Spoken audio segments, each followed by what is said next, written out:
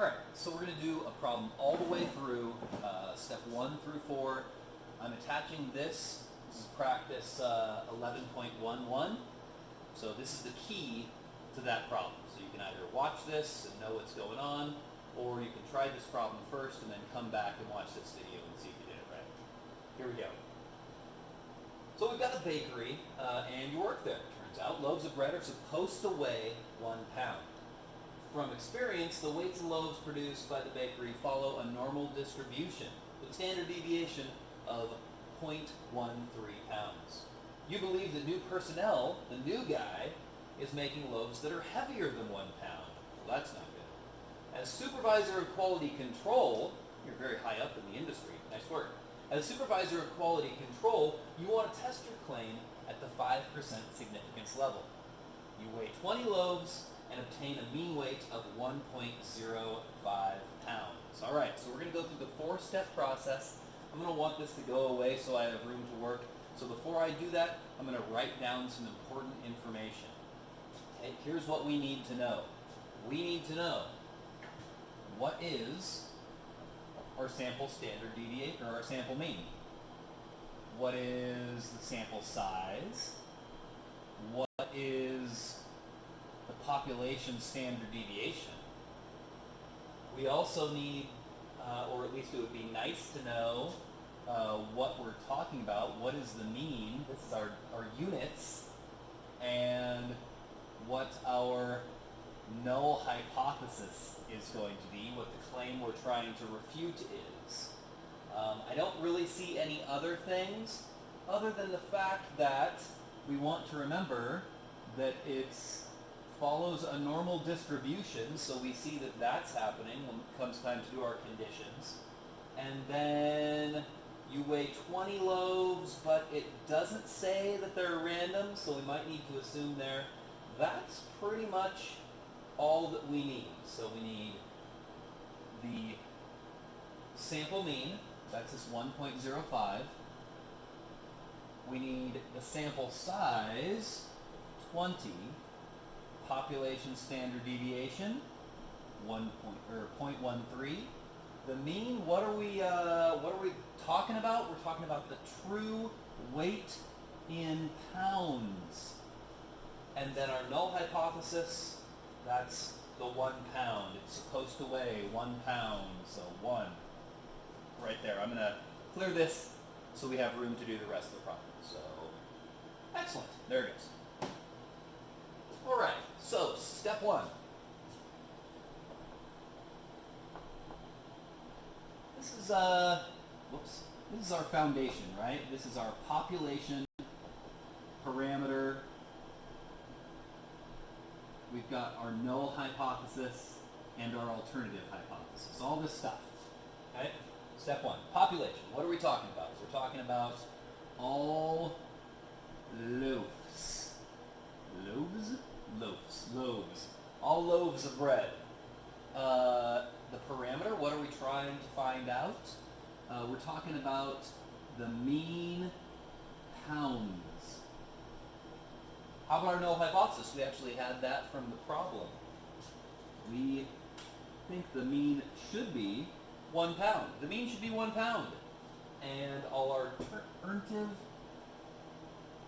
well, we think the new guy is making too heavy of loaves, so our alternative is the mean is bigger than 1 pound, greater than 1 pound.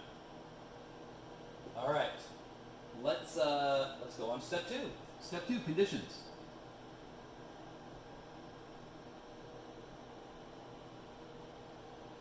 We've got 3. Simple random sample, never stated, so we must assume. Normality, it was stated that loaves came out with a normal distribution. And independence, I'm going to say all loaves is indeed greater than 10 times 20. I don't think a bakery could stay in business if they made less than 200 loaves of bread. We're on to step 3.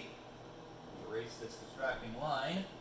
On to step 3, our calculations.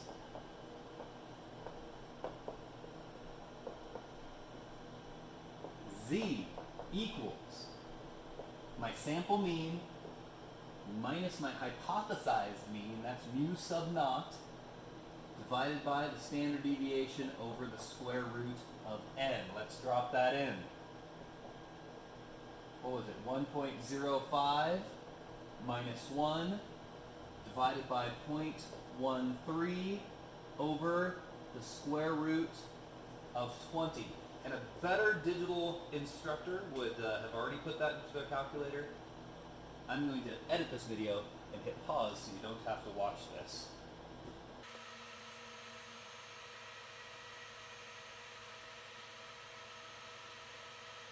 Alright, I got it. Here's what we have. Looks like our test statistic, Z, is equal to 1.72 standard deviations away from the mean. That's still a long ways away from the mean. If I use my table A and find the probability of Z being greater than 1.72, it looks like that probability is 0.043. 0.043. So again, less than our alpha of 0.05, which I forgot to do. Good grief.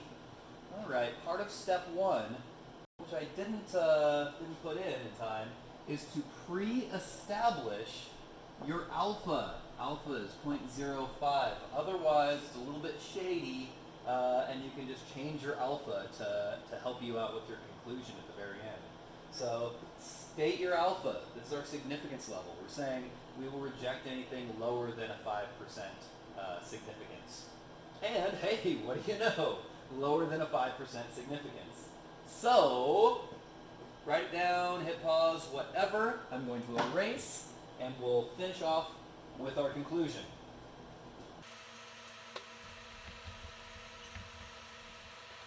All right, step 4, big conclusion.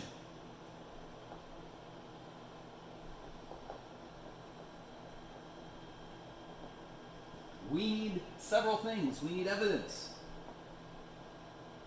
And evidence we have. Our p-value. Again, p-value means probability of seeing the result we saw. The p-value is equal to 0.043, which is less than alpha at 0.05. So what choice are we going to make? It looks like we are going to reject the null hypothesis. Reject the null hypothesis.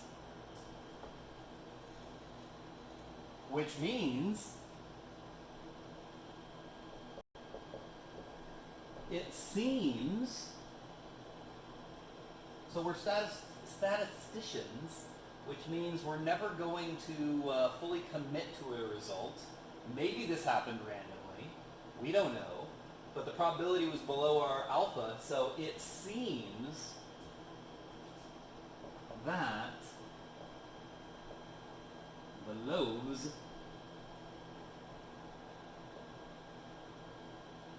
weigh more than 1 pound. You're using too much dough, man. Knock it off. No, bankrupt the bakery. Not good. Anyway, there it is. If you didn't try this on your own, maybe go for it now, even though you've already seen this, so just check how well your memory is. All right.